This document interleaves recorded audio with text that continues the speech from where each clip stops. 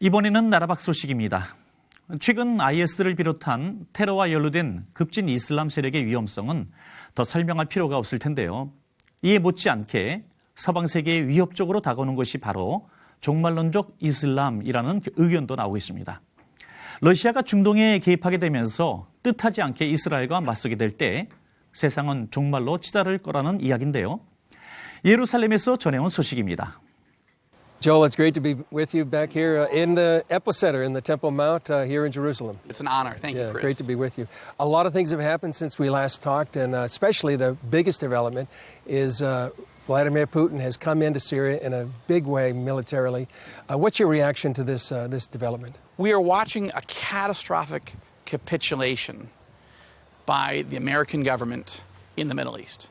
It was bedrock U.S. foreign policy for 6-7 decades to keep the Russians out of the Middle East. And yet we have, the President Obama and his administration have surrendered. We have withdrawn, we have surrendered, we have ceded the playing field to Vladimir Putin, who is a czar rising. He's an imperialist. He's dangerous. And the fact that he is operating with abandon, with complete freedom, militarily, just a few miles north of Israel is stunning and incredibly dangerous. What are the consequences for the region and for Israel as well?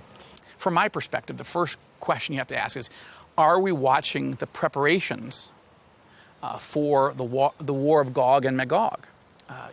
When you look at the prophecies of Ezekiel 38 and 39, and if you conclude, as I have, that the historical detective work leads you to that Magog is Russia, then you are looking for an evil leader emerging in Magog, in Russia, who will form a military alliance with Iran and a group of other countries that will come against Israel in the last days from the north.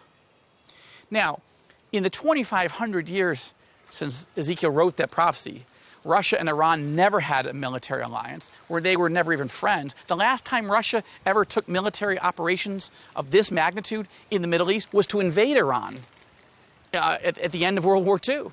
Does that mean the prophecies of the War of Gog and Magog will happen soon or even in our lifetime? No. This could be decades or theoretically centuries off. However, when you actually have Russia and Iran fighting on the same side, just miles north of the mountains of Israel, it does give you pause. Iran, who curses Israel every single day of the year, and every few days or every few weeks says we're going to annihilate the Jewish state, Israel's going to disappear. Look, I don't believe that Russian leaders, Putin namely, understand the apocalyptic eschatology or end times theology of Iran's leaders.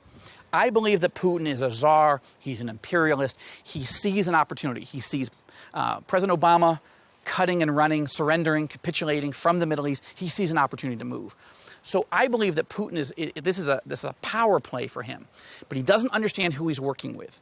Iran's leaders are apocalyptically motivated. They have an end times theology. And that is so different from the way Putin sees the world. But the danger is that Putin could get hooked into an attack or a threat against Israel that he doesn't initially plan because he doesn't know who his partners are. In all of the things that are going on, what do people in the West, particularly the United States, need to know about what's happening here in the Middle East? Darkness is falling on this region, on the world. But darkness is falling on this region. Muslims are being slaughtered by the hundreds of thousands. There are more than 300,000 dead just in Syria. This is genocide. And it's happening right on the border of a country born out of the ashes of genocide. Every political leader in the United States has always said, never again. We'll never allow the Holocaust to happen again. And yet, the Obama administration is helping Iran on a pathway to having genocidal weaponry. Christians need to understand that these are dark times. Now, there's hope.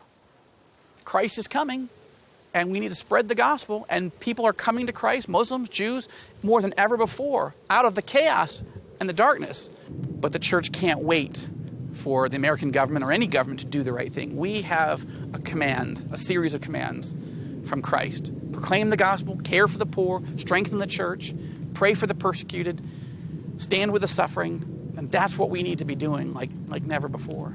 Certainly a time to be praying for the peace of Jerusalem and the whole Middle East. Thank you.